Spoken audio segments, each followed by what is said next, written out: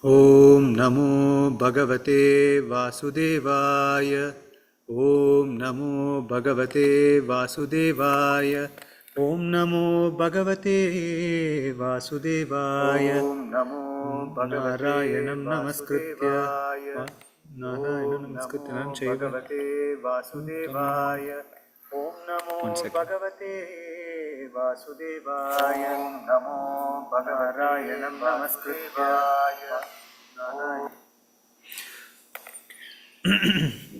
Om Namo Bhagavate Vasudevaya. Om Namo Bhagavate Vasudevaya. Om Namo Bhagavate Vasudevaya. Narayanam Namaskritya Naram Chaiva Narottamam Devim Saraswatim Vyajam Sattato Jayamudirayet Nashtaprayeshu Abhadreshu Nityam Bhagavata Sevaya Bhagavatiruttama Shloke Bhaktir Bhavati Naishtiki Srinvatam Swakata Krishna Punya Shravana Kirtana Hridayantasto Hyabhadrani Vidunoti Suhrit Satam. Reading from Srimad Bhagavatam, Canto 10, Chapter 16, Text 65 to 67. Divyambarashranmanibihi paraderabhibhushanaihi divyagandhanulepaischa mahatyotpalamalaya. Divyambarashranmanibihi paraderabhibhushanaihi divyagandhanulepaischa mahatyotpalamalaya. Pujayitva jagannatam prasadya garudadhvajam tatah prito bhayanujajñatah parikramaya bhivandyatam. Pujayitva jagannatam prasadya garudadhvajam tatah prito bhayanujñatah parikramya bhivandyatam. Sakalatra suhrutputro dvipam abdher jagamaha tadaiva samritajala Yamuna Nivisha Bhavat Anugrahat Bhagavataha Krida Manusharupinaha Sakalatra Suhrutputro Dvipam Abdher Jagamaha Tadaiva Samrita Jala Yamuna Nirvisha Bhavet Anugrahat Bhagavata Krida Manusharupinaha. Translation and purport by His Divine Grace A.C. Bhaktivedanta Swami Srila Prabhupada. Srila Prabhupada ki jai. Translation 10, 16, 65, 66, 67.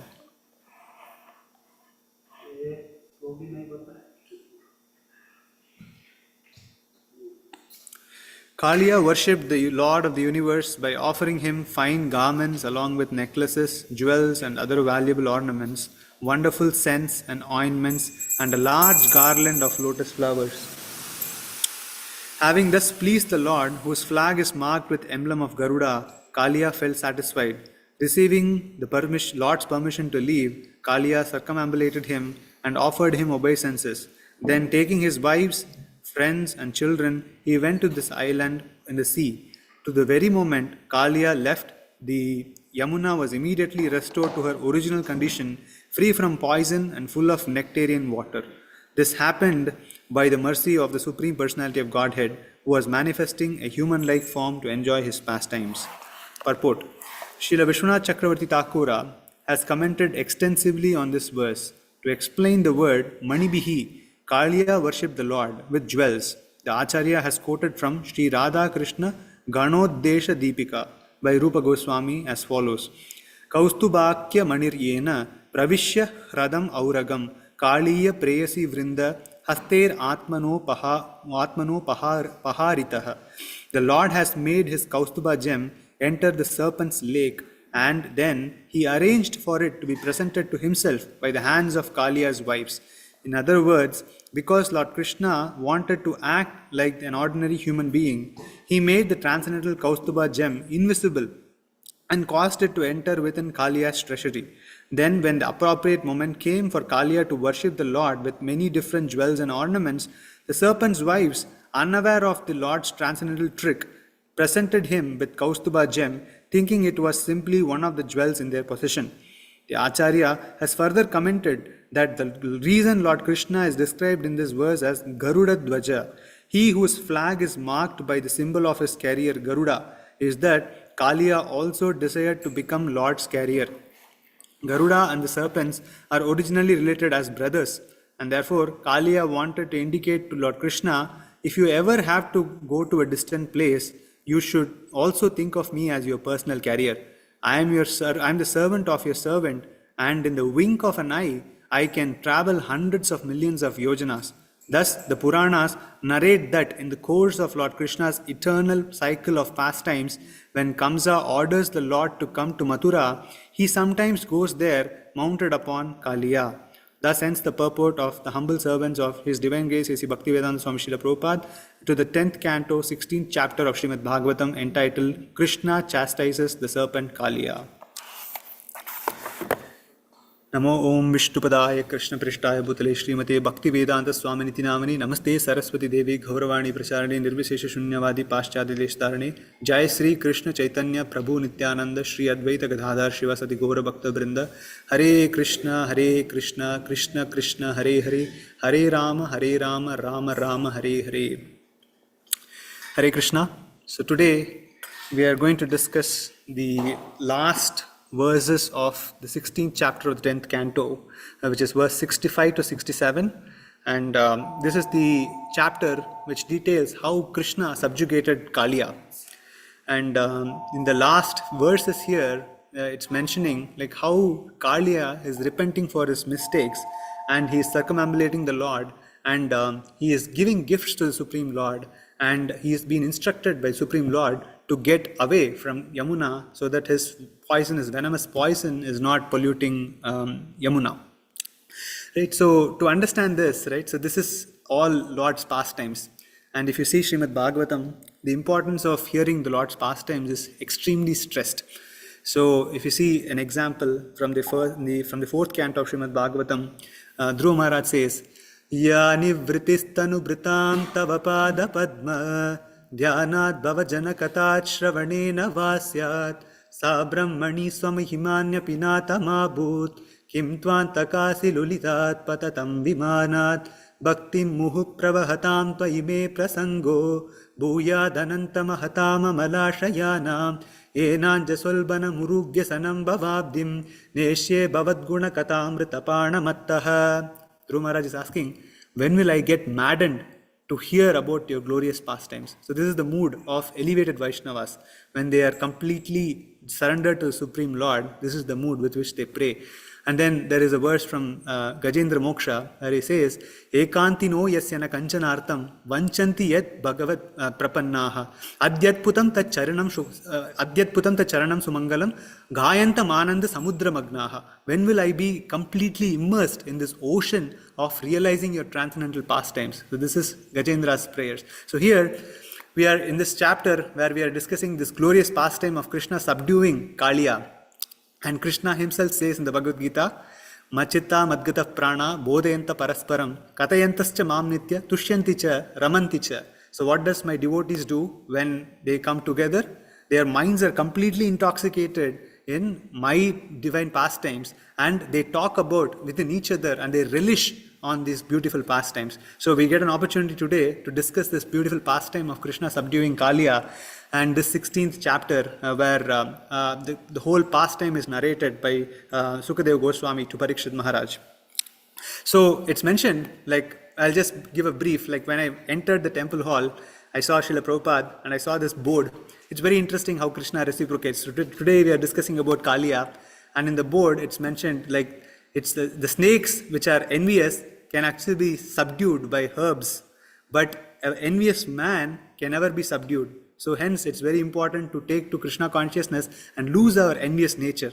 So this is exactly what is exemplified by this pastime, right? So in this pastime where Kaliya is a serpent, and Srila Prabhupada mentions here in the purport that the serpents and the Garuda, they are all brothers, but because of their envious activities, they have actually separated, gone so, enmity towards each other. So Kaliya got afraid of Garuda that he will come and pounce on and kill him. So he wanted to take shelter in Yamuna because he has heard that Garuda doesn't come to Yamuna. So because Krishna does his pastimes there, so he thought he will come and take charge of Yamuna, and he will make Yamuna his own so that nobody will come and disturb him. So then Kaliya comes there, and because of his venomous poison and everything, he poisons the Yamuna river. And Krishna this particular day had gone to tend to the cows without Balaram. And the news goes that some of Krishna's friends, they go and partake of this water of Yamuna, and because of this noxious fumes, they are completely lost their consciousness, and Krishna comes to know about this, and Krishna is the protector of the devotees. So he says that I'm going to take charge and see what's going on, and then he runs to Yamuna, and it's mentioned that there is one Kadamba tree. So because of Kaliya's poisonous fumes, all the trees in Yamuna, the banks of Yamuna, have become parched, and they have become like completely dried out. But there is this one Kadamba tree which Krishna climbs and then jumps into the Yamuna river. So Acharya's comment here saying that there is one Yamuna, in the Yamuna all the trees have gone, but just one Kadamba tree has not been poisoned, because Garuda, he knew that Krishna would come and save Kaliya from his envious nature. So he actually put a drop of nectar onto the Kadamba tree so that that tree doesn't go dry. So then Krishna comes, jumps onto the Kadamba tree, and then jumps into the Yamuna, and now he's splashing around the water like a mad elephant. So Kaliya, so this is the quality of a living entity. Like what we typically do is, like, we have Atmatma Japta Grihavitta Daneshu Shakter. So we are all attached to Atma, which is ourself, Atmaja, which is our children, Apta is wealth, Griha is our own place of dwelling. So similarly, Kaliya is so attached to the place which he is calling his own home, which now it is Yamuna. So now somebody has come into the Yamuna rivers and he's splashing around this water like a mad elephant. So Kaliya is like troubled now. So what he wants to do, he wants to go and check who this person is who's come and invading my privacy. So now he sees that Krishna is there. Krishna's form is so beautifully described. It's bluish in complexion. Krishna has all these different jewels and everything adoring him, and he's so beautifully positioned. But Kaliya sees that there is somebody special, but he doesn't know yet that Krishna is the Supreme Lord yet. So Kaliya is going to attack Krishna. Now Kaliya comes and he tries to catch hold of Krishna, and he coils Krishna around with his serpent coils. So at this point, the news is spread to Vrindavan that Krishna has gone to tend to the cows, but he has gone without Balaram. So everybody is so anxious. They don't know what is happening to Krishna. So they are all rushing, and then they're going and seeing. They want to go and see what is happening to Krishna.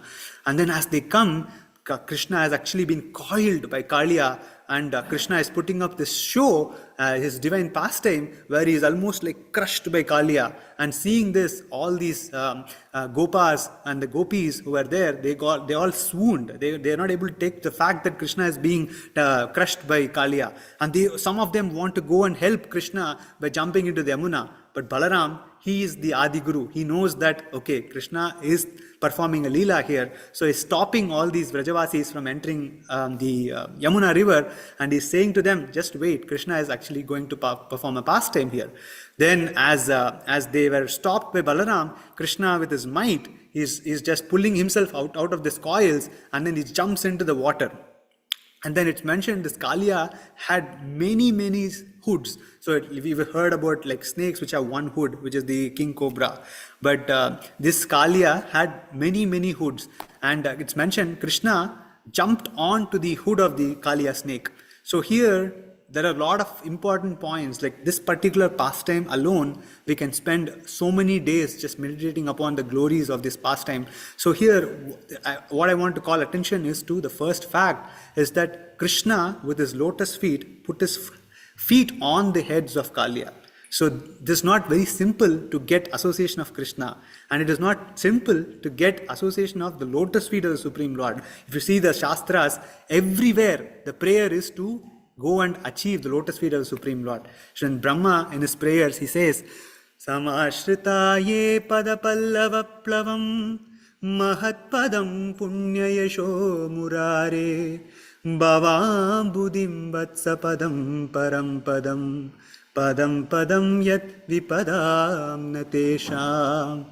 It says, Samashrita ye padapallava plavam mahatpadam punyayasho murare. So there is only one thing which we have to do, which is to samashrita, take shelter of the Supreme Lord's lotus feet. So what happens when if one takes shelter?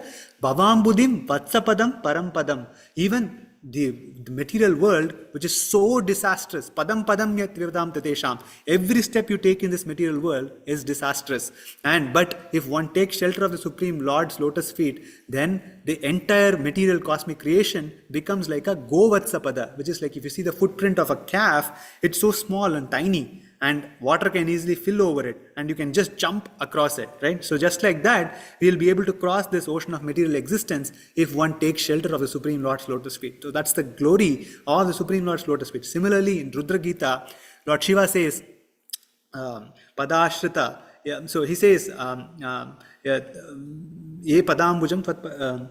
So even if so he describes the quality of the Supreme Lord. He says, Padasharat palasa roshisha nakadyubit nontar agam vidunvasha tat saubagam yena virachitam tat Padasharat padma palasa roshisha nakadyubit nontar agam vidunvasha pradarshaya swiyam apashta sadhutam padam guru marga gurus tamojusham. So Krishna is the Supreme Lord, and he is the Paramatma in everyone's heart.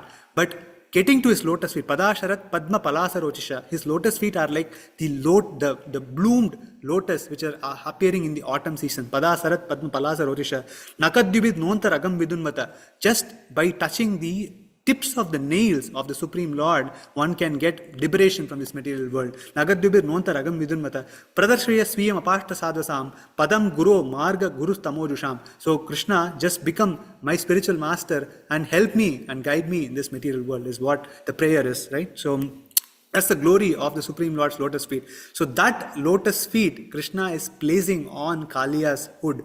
And Kaliya is being trampled upon. Krishna is like dancing on the heads of Kaliya snake. And with each pressing of Krishna's lotus feet, the noxious fumes of poison comes out of Kaliya's body, and eventually he becomes so tired. It is mentioned that Krishna is running around each of this head of Kaliya, and Kaliya is trying to catch Krishna, but he becomes so dazzled by Krishna moving around that his head started spinning.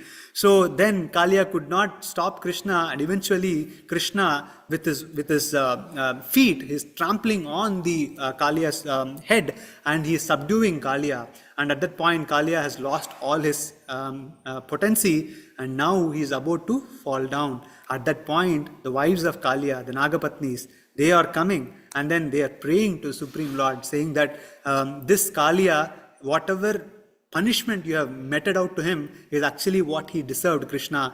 But please spare him.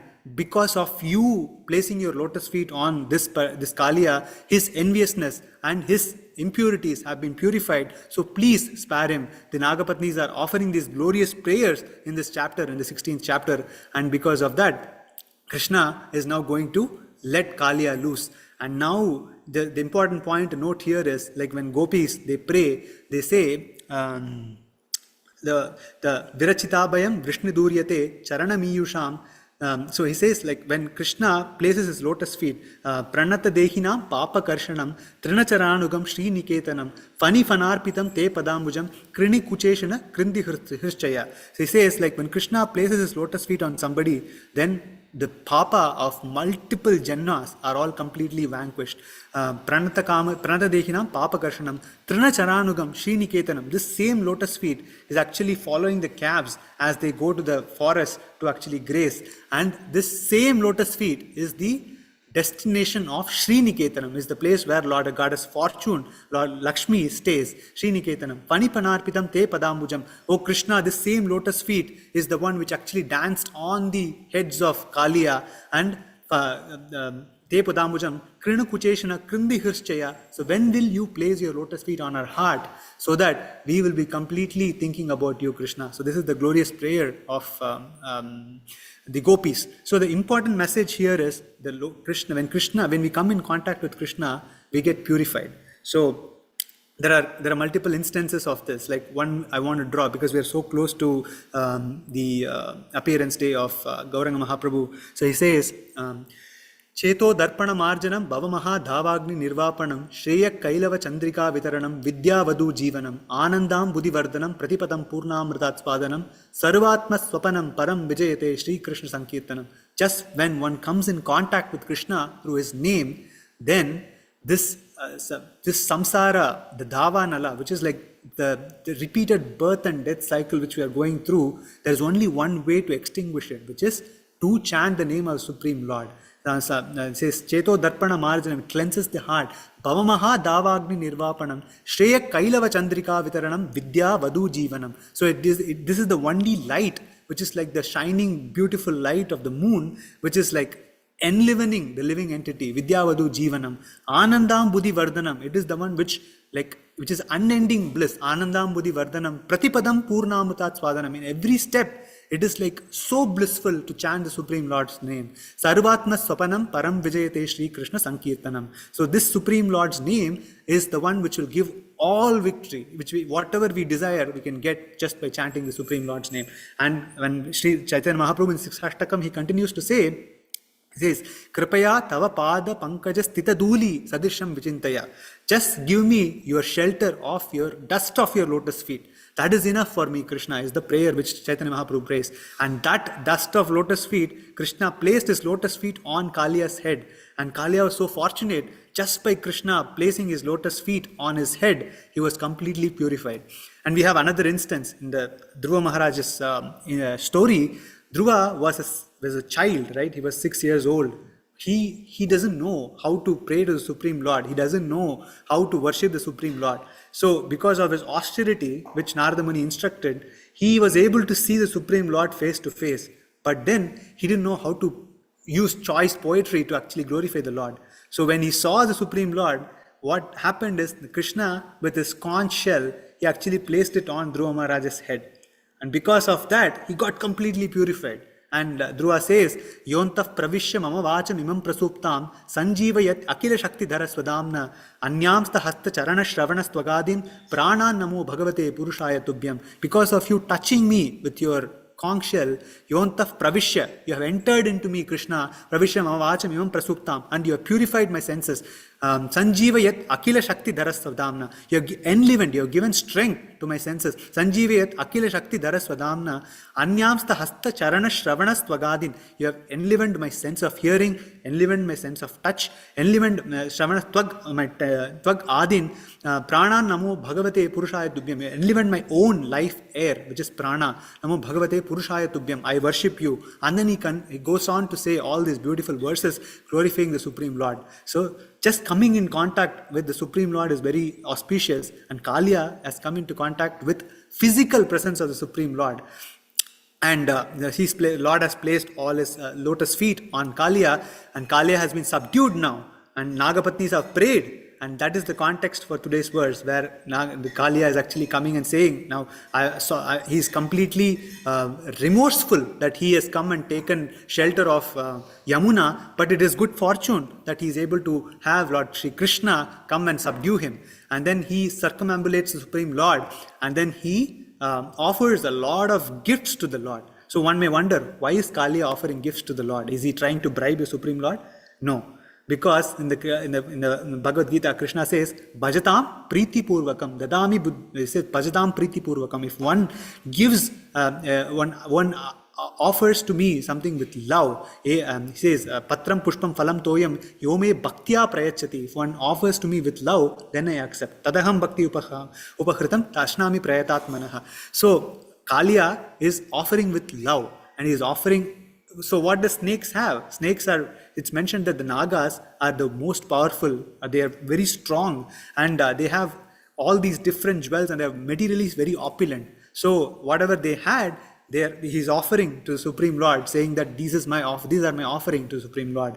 And then Krishna says, Kaliya, now it's time for you to leave. You're not supposed to stay in the waters of Yamuna, because your fumes, the poisonous fumes which are coming off from you is actually poisoning this water. So please leave and go to Ramanaka Dvipa, so which is the place where he'll go and stay.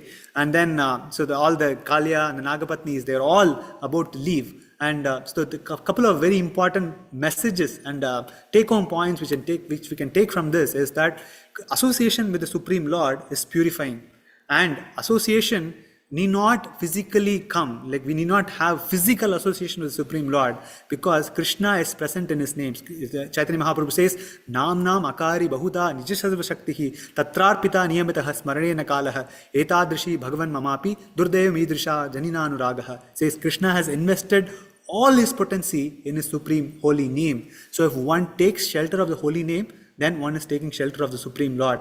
Then it says, Vachyam Vachakam Vididedi Bhagavan Nama Swarupadbhayam. There is no separation between Krishna, his form, and his name. It's both are the same. Nama Chintamani Krishna. Right? So if one takes shelter of the Supreme Lord's holy name, then one is taking shelter of the Supreme Lord.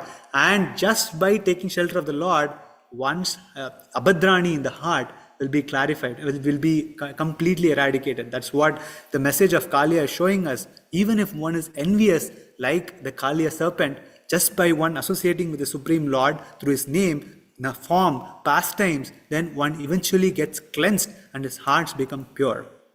Right? So that's one message.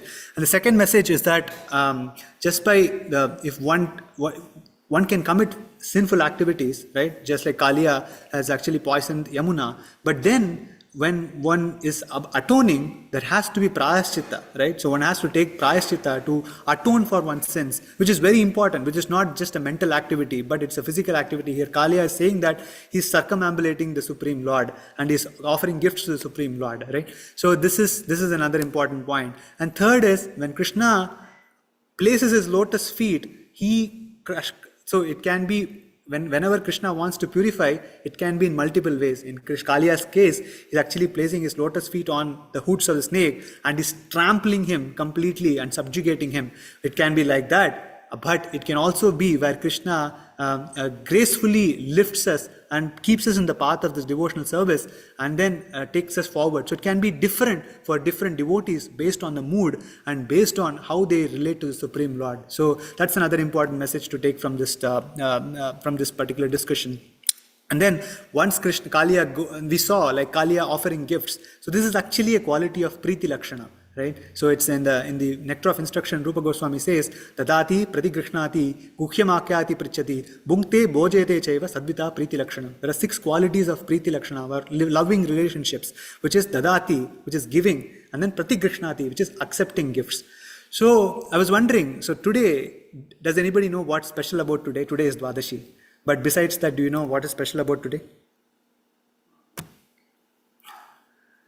Today is also the disappearance day of Madhavendra Puri.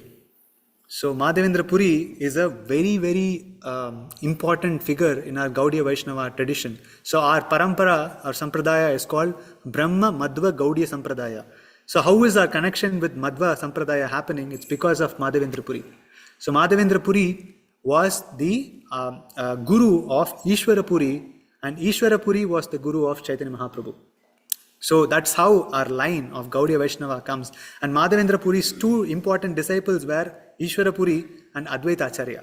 And we know Advaita Acharya is the one who prayed for the Supreme Lord to appear and in this material world, and then so Krishna came as Chaitanya Mahaprabhu, right? So I was wondering about this glorious pastime, like where we saw how Kaliya was giving gifts to the Supreme Lord. But Krishna also reciprocates by giving gifts to the devotee. And that one beautiful example is Madhavendra Puri. Madhavendra Puri, when he was like going to when Gopal wanted to get Chandan so that his body was warm, so he was actually going to get this Chandan and camphor, and on the way he went to this place called Remuna, and there is this temple of Gopinath, and in the Gopinath temple, Madhavendra Puri reached, and he was like inquiring, what is so special about this temple? What do you offer to the Supreme Lord? And what is so special about this temple? And the chief priest said, the most special thing about this temple is that we offer to the Lord something called Amrita Keli, which is a kheer. And this Amrita Keli is so beautiful, so tasty that nobody in this world has ever tasted such a tasty prasadam. So Madhavendra Puri heard this and he said, oh, how nice it would be if I could get a chance to get this prasadam of the Supreme Lord. And then he thought, oh no, I'm thinking about taking Lord's prasadam. I should never do this. I'm actually doing a bad thing by thinking of eating Lord's prasadam. And then he went and slept.